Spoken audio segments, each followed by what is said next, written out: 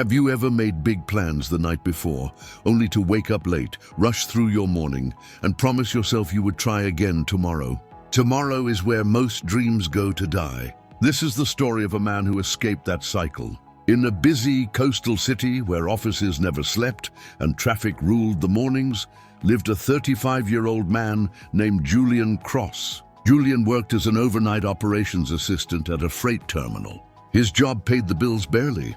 His life felt like it was on pause. Every night at 9 p.m., Julian arrived at work. Every morning at 6:30 a.m., he walked home exhausted, watching the city wake up without him. People were starting their lives. Julian was ending his day. He lived in a narrow apartment above a closed grocery store. The elevator never worked. The lights flickered when it rained. Julian owned an old laptop, a cracked mirror, and more regrets than furniture. What hurt most was not the money. It was the feeling that life was moving forward without him. Julian had tried to change. He applied for daytime jobs. He watched motivational videos. He promised himself things would be different. But after working all night, sleep always won. Hard work was not the problem. Direction was. One morning, while walking home, Julian passed a cafe filled with people in clean clothes, laughing over coffee. He stopped outside and stared. "Is this really all my life will be?" he asked himself. 2 days later, his phone rang during his shift. It was his younger sister. "Julian," she said, her voice shaking, "Dad collapsed at work. He's in the hospital." Julian took the first bus home. When he arrived, his father looked smaller, weaker. The doctor said stress and exhaustion had finally caught up to him. That night, sitting beside his father's bed, Julian felt something break inside him. Not sadness, urgency. After leaving the hospital near dawn, Julian stood outside under a pale sky. It was 5:10 a.m. The streets were quiet. The air felt different, and for the first time in years, Julian was fully awake. He whispered to himself, "I can't keep living like this." On the bus back to the city, Julian noticed a man sitting nearby, well-dressed, calm, reading a book. Julian recognized him. Martin Hale, a logistics consultant who owned several contracts with the terminal, a successful man on a public bus. At sunrise, Julian leaned forward. "Excuse me," he said. "Can I ask why you're up so early?" Martin smiled. "Because mornings belong to people who want more," he replied.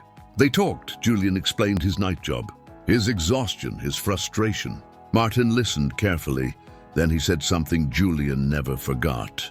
"You're not stuck because you lack talent. You're stuck because you're asleep when opportunity is awake." Martin explained his system. Wake up early. Protect the first 2 hours of the day. Use them to build skills, not escape reality. "No motivation," Martin said, "just discipline." Before leaving, Martin handed Julian a card. "If you're serious," he said, "wake up at 5 a.m. for 90 days. Then call me." The next morning, Julian's alarm rang at 5 a.m. His body screamed to stop it. His mind begged for sleep. But he remembered his father in that hospital bed. Julian stood up. The first 2 weeks were brutal. Julian slept less. His nights felt longer. His mornings felt heavier.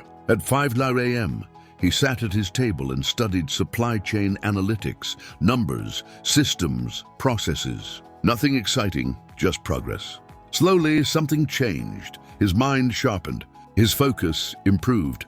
While others complained at work, Julian saw solutions. By month 2, he built simple tracking tools for freight movement.